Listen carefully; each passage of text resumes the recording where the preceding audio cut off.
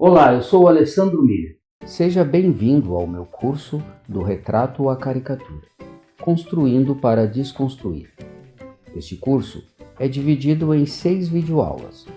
A primeira é esta, onde iremos abordar a teoria e introdução geral sobre fundamento da caricatura e do retrato.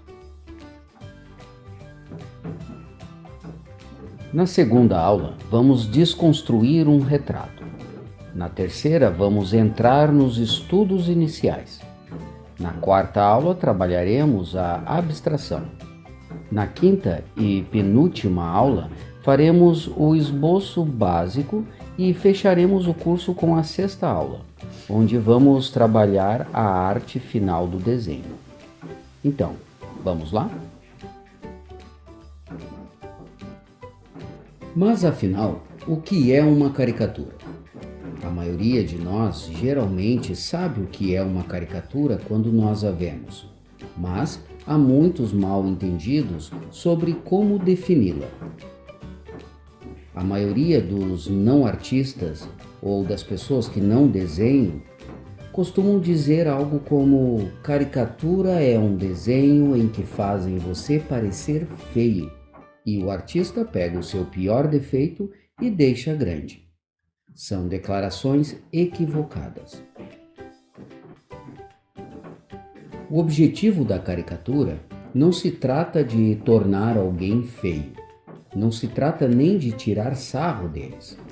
Uma caricatura, no seu contexto, é um retrato onde as proporções são alteradas para realçar o que faz uma pessoa ser diferente das outras. O resultado da caricatura é que se pareça com a pessoa mais do que elas mesmas se parecem. É importante que você pegue detalhes que no retrato tradicional são discretos, mas tão expressivos ao ponto de ser a identidade da pessoa. O mecanismo que torna isso possível é chamado de exagero. Mas o que é o exagero? Pense em como você é capaz de reconhecer um rosto. A ciência do reconhecimento facial é complexa e há muita coisa acontecendo no nosso cérebro para que possamos reconhecer cada detalhe.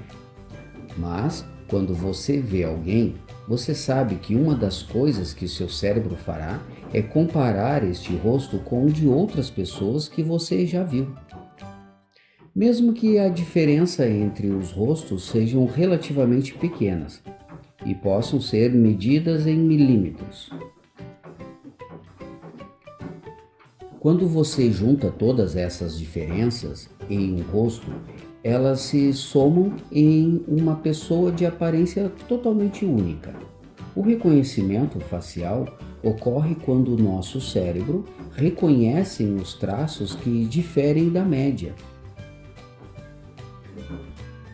Nesta foto do músico Chico Buarque, um dos seus traços mais distintos é o enorme nariz ou os olhos azuis.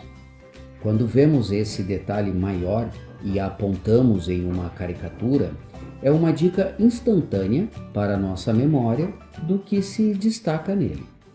Então, quando exageramos essas características em uma caricatura, estas pequenas diferenças em um rosto mais óbvio chamam a atenção do cérebro. O exagero é apenas o ato de explorar a capacidade natural do cérebro de reconhecer uma pessoa da outra. Também pode estar em algo mais oculto, como as expressões, um sorriso no canto da boca ou uma forma de olhar. Costumam dizer que qualquer desenho tradicional que não seja o retrato torna-se uma caricatura, e isto é um equívoco. Dizem isso por acreditarem ou defenderem a ideia de que caricatura não é algo acadêmico, por isso não se tem uma técnica desenvolvida. Mas não é isso que veremos aqui durante este curso. Para contextualizar, É interessante trazer a origem do termo caricatura, que vem da palavra italiana caricare, e significa carregar ou exagerar. Existe desde as pinturas rupestres do Egito Antigo, como forma de sátira. Esse gênero popular do século XVI e XVII era usado para ridicularizar, criticar ou expor figuras públicas. Um dos primeiros artistas a se expressar com a caricatura como forma de arte foi Annibale Carracci e o irmão Agostino Carracci. O termo caricatura foi adotado em 1646 para nomear uma série de desenhos satíricos que Agostino havia criado. Outros artistas adotaram o gênero no mesmo período, como por exemplo o também italiano Pier Leone Ghezzi, os ingleses James Gillray e Thomas Rowlandson, cada um com o seu estilo. O francês pintor e ilustrador Honoré Daumier teve um grande destaque neste estilo, conhecido como Michelangelo da caricatura. Em 1831, ele fez uma caricatura do rei Luís Felipe I, chamado de Gargantua, onde retrata o rei devorando seus súditos e sacos de ouro. Essa caricatura lhe rendeu 6 meses de prisão e muita fama. Daumier fez uma releitura da ilustração original de Charles Philippon para uma publicação onde retrata o rei Luís Felipe com a cabeça se tornando uma pera. Depois disso, o rei proibiu qualquer desenho ou texto que fizesse referência às peras.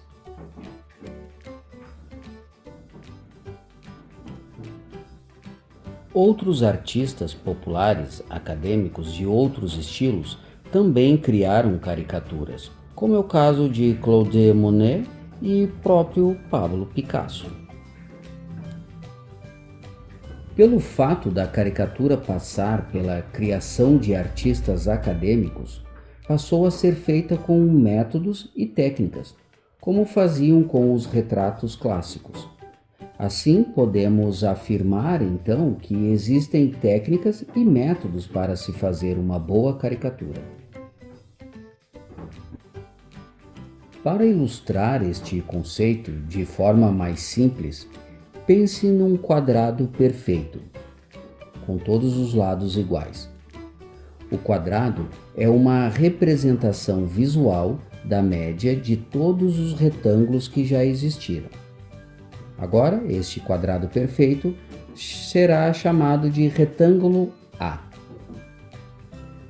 Vamos olhar para o retângulo mais alto que a média e chamaremos ele de retângulo B.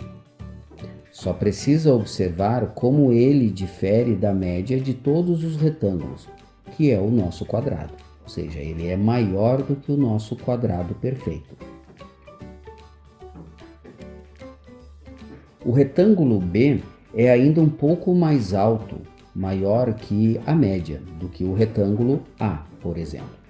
Então, para a caricatura, eu vou exagerar este retângulo B, e ele vai ficar diferente do próximo retângulo, que seria o retângulo C, com suas proporções alongadas.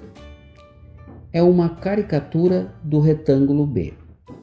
Então, vamos olhar para alguns rostos que possuem desvios óbvios da média que vimos anteriormente, com o Chico Buarque, por exemplo.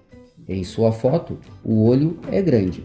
Na sua caricatura, o olho ficará maior ainda.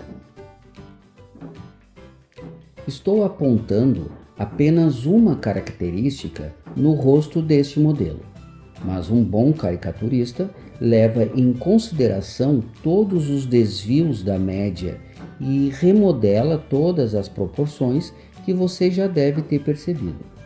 Isso significa que para entender como uma caricatura, você precisa realmente estar familiarizado com a cabeça média ou com uma cabeça padrão. E aqui está o meu diagrama, mostrando as proporções da cabeça caucasiana masculina adulta média ou cabeça padrão. Você pode encontrar diagramas como este em livros de ilustração de arte. Todo artista já deve estar familiarizado com este tipo de diagrama, mas isso é especialmente importante para aqueles que estudam caricatura memorizando as várias proporções, padrão e distância entre os recursos. Esta é a chave para descobrir como exagerar cada novo detalhe que você desenhar. Esse diagrama será a base para todas as suas decisões numa caricatura. Para ter um ponto de partida para o rosto médio, vamos nos referir principalmente à cabeça caucasiana do homem adulto.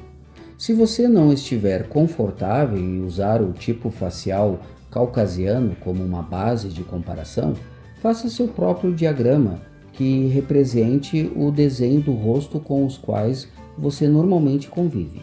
Resumindo, se quiser usar outro tipo de rosto, fique à vontade.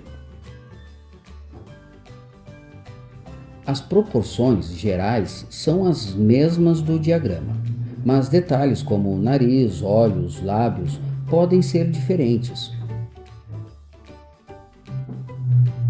Por agora, era isso. Na próxima aula, vou mostrar como aplicar esses princípios básicos na construção de um retrato, que depois será desconstruído numa caricatura. Nos vemos lá!